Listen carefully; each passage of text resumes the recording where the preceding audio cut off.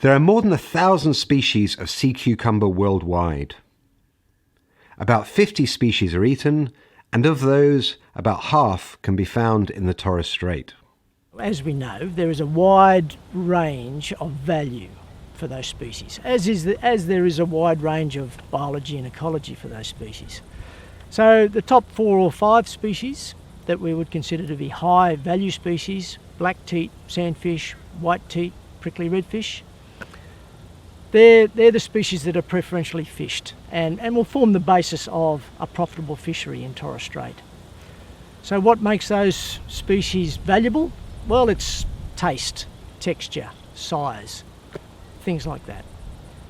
The fishery could be, have, several species in it. So it's important that we're able to distinguish between those species. It's important for the market, it's important for the way they're processed, and it's important for the management, the sustainable management. Knowing what you're fishing so you can pick up the right animal, you can adhere to the size limits that apply to that particular species, and so that you can report the catch, because catch reporting is an important part of a sustainable fishery. So that's why we produced with AFMA the Torres Strait ID guide, was to help fishermen identify the different species that they're catching. So let's take a closer look at the key high-value species found in Torres Strait. Sandfish is grey, brownish-grey or brownish-green with tiny black dots and a lighter underside. This animal grows to a maximum of 32 centimetres, commonly around 24 centimetres. The minimum size limit for this species is 18 centimetres or 180 millimetres. Sandfish is found at a depth of half a metre to 20 metres. It's most common on Warrior Reef and Dungeness Reef. Sandfish can be confused with the elephant trunkfish that has bigger and darker wrinkles, and the brownfish, which tends to be fatter, more brightly coloured, and is slippery to touch. Black teatfish. This animal, which is widespread throughout eastern Torres Strait, is always black with a dark grey belly and is usually coated in sand. It has a stout body with pointed protrusions or teats along the sides. It has a rough texture and anal teeth. It's commonly 15 centimetres long, but grows to a maximum of 30 centimetres. The minimum size limit for black teatfish is 25 centimetres or 250 millimetres.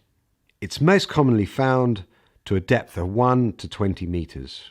Black teatfish can be confused with the generally lighter coloured white teatfish, the long thin lollyfish, or the blackfish. The white teatfish is dark brown or creamy white, sometimes with blotches, and a light brown underside. It's usually covered in sand. Like the black teatfish, it's stout, with teats along its sides.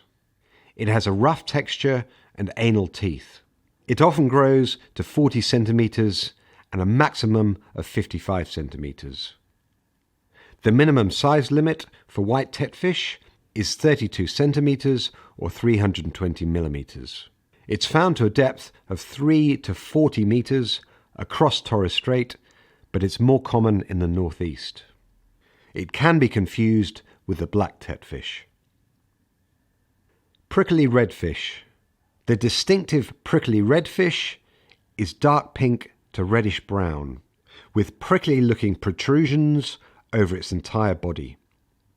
It grows to a maximum of 70 centimetres, commonly to 55 centimetres. The minimum size limit for prickly redfish is 30 centimetres or 300 millimetres. It's found at a depth of 1 to 35 metres. If you'd like to learn more, you can access the Torres Strait Bêche de Mer Species ID Guide in PDF form on this DVD. To do so, you need to put the DVD in a computer disk drive, not in a DVD player. The computer may start playing the DVD automatically. If so, close the DVD software.